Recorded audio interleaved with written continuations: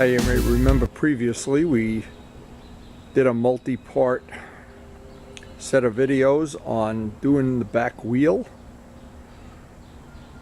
and we certainly are happy with the way that project came out. And the next step on this project is we're going to do the front wheel. Now, one of the things I'm not sure about here, this is a unique problem. I'm not sure because I haven't used the front stand on the R1 yet, and it looks like it'll be a really close fit to the axle bolt, trying to get the axle bolt out. So I'm not sure I'm going to have to take this apart and modify the stand, or if it's going to come out, I'm going to have to see firsthand. It may be a little modification I have to make to that stand. Because again, these are universal stands, and I've used it on other bikes where it seems to work just fine. And the problem is, every bike's just a little bit different. I'm not sure that's going to work. Maybe I'm jumping the gun here. We're going to find out in 5 minutes. Now my thought here just was, and I always like to be really safe as possible. I'll attach the come along to the front. And what I'm going to try to do with the come along in place, I'll deal with this front to see if that's going to work. I may have to grind some of that away. I'm not sure until I actually use it once. On some of the bikes it was a really close fit. This one, it looks like it looks, but I don't know for sure if it's going to be a problem. But of course we're going to find out right away. That's for sure. Now the other thing is the first part of any job on taking this front wheel off, you got to pull both of the calipers off. And I use zip ties to hold them up out of the way. Get that out of the way. I've got some bolts that have to be loosened, but again, the first thing I want to see is, and I just want to try this. I haven't really tried this yet. And I bought this not to do this kind of work, because I always like to use the come along. I bought it so I could clean the front wheel and polish things and clean brake discs and stuff. And I found this on sale, and it was I think about 30 bucks, but I know they're a little bit more. But I wanted to have the two stands just for my own convenience anyway. But again, we're going to find out if this works. Now, this bike is relatively easy to work on, but like most bikes, getting these calipers out of the way before you loosen anything always makes a lot of sense. I always keep the parts of the bike that belong on this side. Now, there are many times that I've taken the calipers off and they need to be just tapped with a rubber hammer, and I don't mean hit, just tapped. That the bolt, the fit on the bolts that hold those to the fork legs is a really nice tight fit, a precision fit. Now I just hang them off here. I'll go get the other one off on the other side, and then we're ready to start seeing if that stand is going to need to be ground upon. Now I put a rag around the calipers just so if I brush against it, or I don't want them scratching up my paint, of course. But now the big dilemma is I have the weight. I'm actually supporting the weight on the come along. I want to see how much, if anything, of this has to get ground away. And I don't know if it does, but when I looked at it, just eyeballing it, it looked like it might be a problem. Now, when I looked at how much work this was going to be to modify that stand, and it's going to require some modification, there's no doubt about it. It's just one of the things I don't want to bother with today. What I'm going to have to do is, and I'll just show this, anybody buying a stand like this, you're probably going to run into the same issue. Every one of these bikes is just a little bit different, and because this one isn't made exactly for this, what happened is, or what does happen, when you go to put this in, this part of it interferes with the bolt. So I would have to take this piece out, grind it a little bit, and maybe cut 1/4 of an inch off the edge of this. I'm not sure about that since the axle goes out the other way, but it doesn't really matter. You can't get the wrench on. You can't get the socket wrench on with this piece here. So it's just the kind of thing, it'll be a modification for some future project. But right now, we don't even need it. We have to come along. And this is always a little bit of a challenge if you're working by yourself. Oh, this one's coming right out. Wow, must be my lucky day. Okay, there it is, one front wheel out. That's always a good feeling once you have that out. Now, while I have this apart, I'll get up inside there and clean everything out. Inside the fender and by the radiator and everything. It's very easy to do that right now. That's amazing how much gringe gets up under there. And this is a good time too. If I have any spare time while paint is drying or whatever, I'll get out here and repolish those pipes. And also, I'm going to be steam cleaning things on the weekend. I'll steam clean that, or next time maybe I'll do some steam cleaning on this wheel even. Now, this wheel has different bolts than the rear wheel, so I'm hoping these are going to come out a lot easier. You know, there's no guarantee of that, of course. There's still those pain in the ass star bolts that they red Loctite in all the time. Anyway, we'll take this apart, bring it downstairs and let it warm up. And we basically, from this point in the job on, we can get out of the tundra and get into some nice warm working conditions. So what I did is I just took some of the weight off of the come along, let it rest down on the stand. So it's a good safety thing. And you know, I know I'm a little bit paranoid about always having a come along on when I'm working on a bike, or it's up on that when I have it up on the lift. Once they start to fall, they get heavy in a hurry. They don't feel heavy until they start falling, and they're about at 30 degrees overboard. Anyway, we learned our lesson a hard way on this. Always have some kind of redundancy when you have the bike jacked up like that. Anyway, time to get out of the tundra. At last. You don't really see what a crappy day it is. We're using this, what it really is a crappy day. It's raining. It's supposed to snow later today. Good chance of snow. A great day to get our parts down in the cellar and work in complete comfort and luxury. Now, because it wasn't that long ago that we did the rear wheel, we've kind of got a lot of this stuff fresh in our mind. And I want to get, this is really one of the things that, at this point in time, while we're doing all this grinding and everything, I want to keep all of the stuff out of the bearing area. So I want to, using some Gorilla Tape, not masking tape, but Gorilla Tape, get this sealed off, at least as good as I can. Now, another thing I read in the magazine, both in the Cycle magazine and I was watching a YouTube video, which of course to me YouTube videos are an important part of what I try to learn from when people are good enough to share the information about lining up wave rotors, that you never line up the two waves equally. The two waves have to be different. And of course, what I'm doing, I'm looking at this to see if these are not wave rotors, but they are lined up. So I know that. In fact, what I'm going to do, I'm going to go get my engraving tool, and where the tire valve is, I'm going to engrave on the back of the disc where you can't see it, a little bit of which side it is and which side faces out. The reason is I want to, and I know it's probably overkill, I want to be really careful about not having these rotors on in some way that would diminish the brake performance. The one thing about the brakes on this bike, you can say what you want about the blue paint and all the other things, and there's two things about this bike that really make it, to me, worth every penny. The engine is just to die for. That's the most, I don't know, exciting engine I've ever had in a motorcycle, that's for sure. And the second thing is the brakes. The brakes really are, I wish I could put these brakes onto that FZR. Now, this is something I always keep in mind. I have this poster hanging in my shop.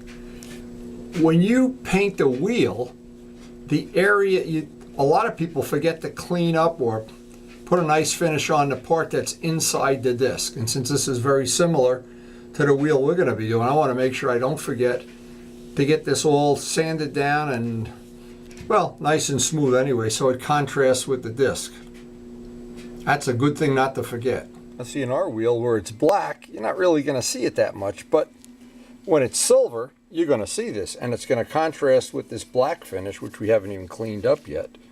So this is something I want to keep in mind. I do want to put a nice finish all in here. It'll be a little more intense than the back wheel was. A little more labor, that's for sure. A little engraving tool, they're about $10. And what I want to do with this, let me see if I can get my finger in there. I want to put a dot on this. Just a dot is all I need.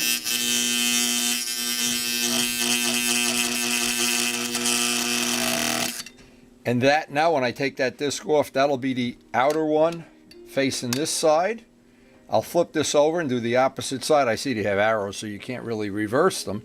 But I do want to know, I don't want the disc to go here. I want it to be in exactly the alignment it was before.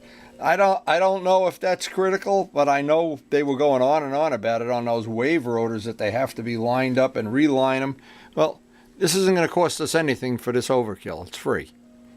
Now, I always think, and I repeat this over and over again like a broken record, but before you ever sand or grind on anything that's going to get fresh paint, you want it to be clean. You want it to be, in essence, degreased. Well, Simple Green is the best product I know to do that. If it's really grease, you would probably have to use kerosene first, or diesel fuel, but in this case, this is not that dirty. And I want to get all the wax and polish and whatever gobbledygook off of it that I can. And then we'll hand detail out everything. I'll steam clean it. Now, the best thing I found with this is you just let it sit for 5 minutes. Do it again. Let it sit 5 minutes. Do it again. There's just no substitute for just going back and forth over and over, because each time you do it, you get more and more of the grit and grime and whatever off. And then I want to spin each one of these buttons and make sure they all spin freely. That's a critical thing to keep in. Oh boy, the brakes on this bike are so good. And it actually gives you it makes me overconfident sometime when I'm riding this bike. I think, maybe I should be a little, maybe I shouldn't have good brakes. I don't know. Get too carried away for an old guy. But anyway, the Simple Green, if you go over and over and over, each time you do it, it gets cleaner and cleaner and cleaner. And this is one part of the job, and a lot of people have commented on this. Even Jose commented on this, and he really has a need like I do to have a clean motorcycle, is basically you just got to keep at it. There's just no substitute for just going back and forth. Every time you do it, the rag is dirty. When the rag is not dirty at the end of wiping it off, you know you got most of it. And the longer it can sit on there, I mean, up to a point, you don't want to let it sit into your, in your grave. But another thing, and I always mention this, these wheels are so light relative to the wheels on classic bikes. If you've ever worked on a GS or an RD, or my God, you go to pick the wheel up, and the first thing you're looking for is, somebody with a mule and a wagon or something. It's just unbelievable. Now see how dirty this is getting right away. Paper towels and Simple Green are two very inexpensive things. And I have to be honest and confess, I have several times since I've done the back wheel just gone out to the garage all by myself and just looked at the quality of the work and how it matches the paint. It has really exceeded what I thought it would be. I had a picture in my mind, but when I custom mixed that silver, it has just a tint of blue in it, which kind of reflects nicely on the bike, the slightest little bit. But now, once I do this, I'll do this 3, 4, 5 times, as many times until these start coming out a little bit cleaner. And then it's going to be time to steam clean it. In fact, I'm going to put some more on, go take a break, have a cup of coffee, because we only have so much time every day. And what's going to happen to this day, we have to pick up our grandson, and you never know what he's going to want to do. If he's going to want to fly drones around here, I'm going to start putting the wheels in the back room. Now, our steam cleaner that I bought not long ago, It has served me well. Also, I want to preheat this tire. Since I'm going to use the tire over again, it's almost a new tire. I don't want to hurt it taking it off, or pinch it in some way. And if I do get time to do that today, but I'm not going to compromise the cleanup of the wheel. The wheel, cleaning the wheel is the most important thing right now before I take anything apart. I would like to have this as clean as possible because I don't want this junk getting into the sandpaper and then grinding it down in there. And the fact that the back wheel came out, I mean, it's flawless. It is flawless. So I'd like to have them both match. And I want to do, now that I know I'm going to like having that black spot in there, that recessed spot where it's hollow, I really am looking forward. This one should look even better. And I'll grind all the numbers off. Basically, I repeated the other project, but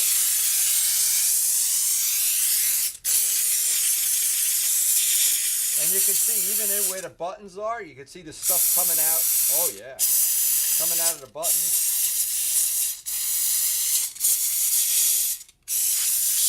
That's something I learned many times, is if those buttons don't turn freely, you get all those funny things in the lever. And sometimes you go and buy a set of discs and it isn't the discs at all, it's the buttons. Anyway, not to belabor the point, I'm going to get out another roll of paper towels and start the same, just doing this over and over as many times as I have to.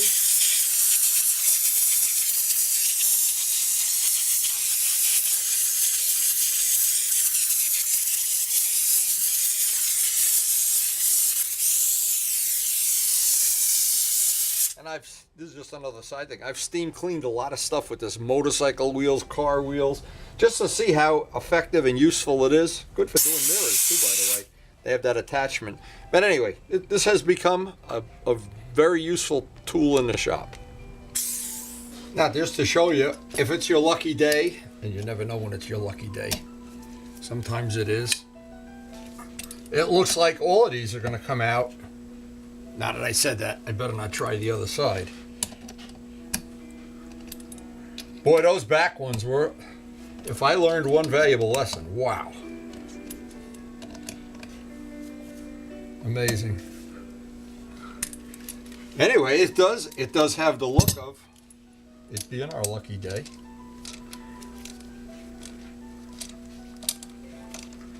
And I don't know why I'm so happy about this. This should be a pretty straightforward thing. But I'll know in 1 second when I pull these off. Yep, no red Loctite. That's the difference. Boy, oh boy. So be aware, in R1, you know, if you're lucky, like I am, I'm always lucky. We're all lucky. We don't even know it. That's the joke of it all.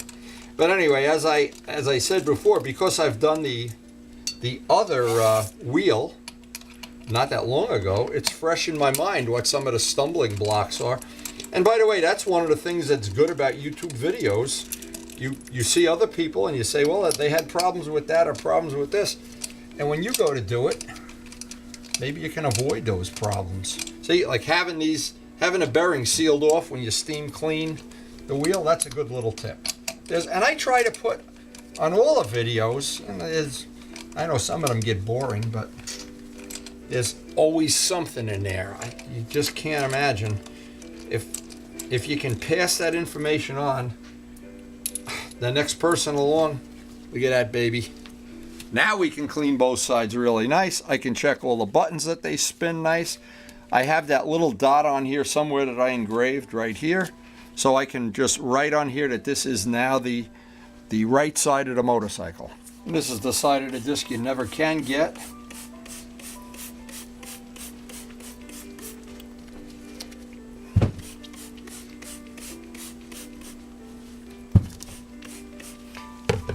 And when a bike is 7 years old,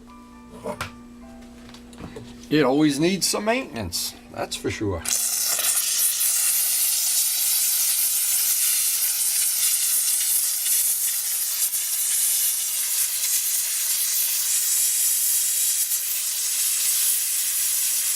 It's amazing how this stuff, you can't see it probably on a video, but it's the heat and the simple green that this stuff just blows right off. It's amazing.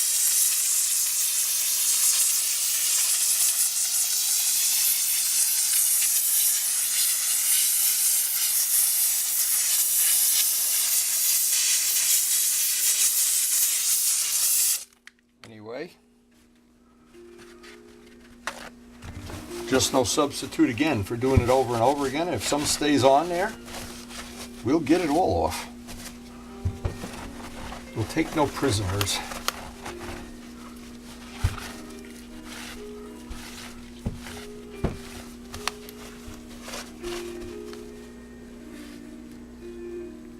Now, because this looks like it's an asymmetrical wheel, it looks like a wheel, if you didn't know, you could put it on the wrong way. Well, even more reason to, I know the Kawasaki, the 650 wheel is the same on both sides. You can put it in backwards, but I guess the real test is you can always tell by the spokes go forward, but it's the kind of thing, if you weren't paying attention, or who knows, I'm never paying attention. There's always a room to screw something up, and it's uncanny how that can happen. Just uncanny. In the world of motorcycles, the more you can stack the deck in your favor, that you don't have to remember things, the better you are. So the next step on this, it's going to be another rainy day, I'm sure. We're going to repolish the bolts. We're going to check all our spools, and I'll try to do some of that on video. Even though I made a separate video on doing that, it's the kind of thing, if you do it and keep after it, it's never a problem. But when you have that lever that's pumping, and sometimes, I guess half of the time, in my case anyway, you can get away with, once you can get these buttons, and there's a little, like a wave washer underneath there, it makes it so much better. And it's, in my case, these brakes are so good, I don't want to compromise them at all. Now, to be honest, I've been fanatical about this, because now with the discs off, I can get in here in spots that I normally can't get. I've been relentless about getting it as clean as I possibly can, steam or no steam, even if you just use simple green. But the point is to get any grease off before you ever put anything abrasive, any sandpaper on there, and then you don't grind it in. And I guess the living proof is when I looked at the wheel at the end of the job, wow. I mean, when I say flawless, I mean flawless. I'm not just bragging. Yes, I am bragging. But the real victory would be if you can pick something up off the video and your wheel comes out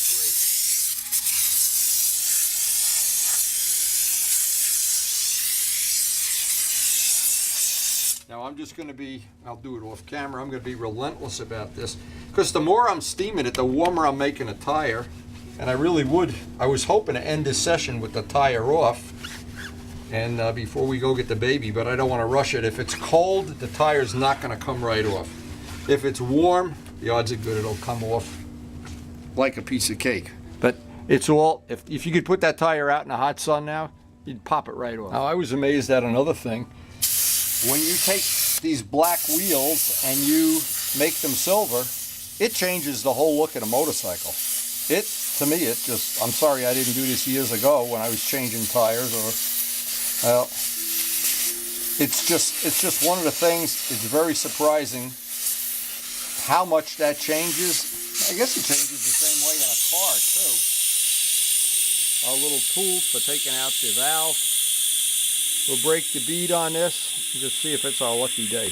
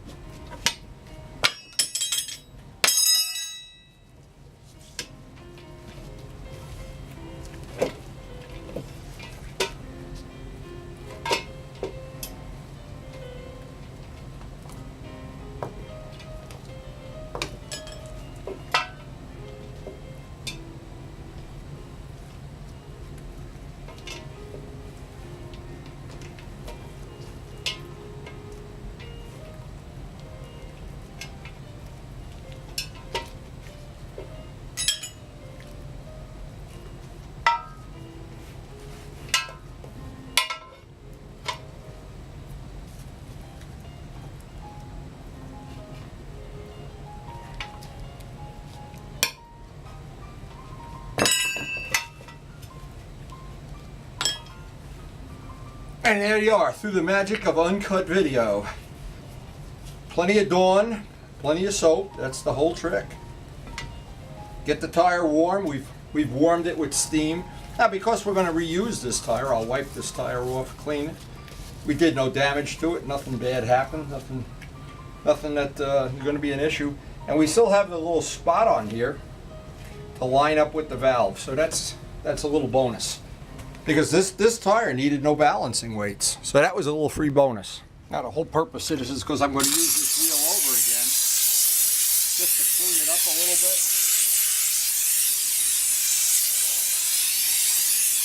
And the biggest single thing, and I've said it before, is I have this little spot. I have been lining this little thing up on all, and I use basically mostly all Michelin tires. And what happens is I've been lining that up, and I've had almost no tires that need a balance weight. So maybe that is the spot. Nobody's ever told me it is or it isn't. Maybe nobody knows, and I don't know either. So anyway, we're going to dry this tire off. This guy's ready to, when it's time to put him back, he's got plenty of tread left. And I think the last thing we're going to get done today is just to clean this up. Even better in here.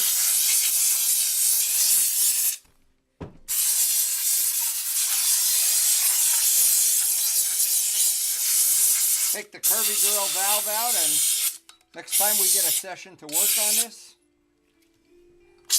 I'll be excited to see this bike with 2 silver wheels, not just one. I really do like that.